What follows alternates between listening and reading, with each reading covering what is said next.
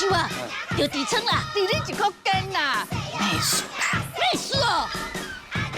阿嬷，我这个秘书是要到什么时阵啊？就讲40年的哦。那呢，我10岁老会老到死去啊！更年期啊！怎么可能？现在看起来身体状况那么好，那么年轻。胸闷、情绪不稳定、性欲低落。有计划生小孩吗？顺其自然，反正还有时间。你没有时间了。因为查人生囝疼，这是世界上该疼的疼。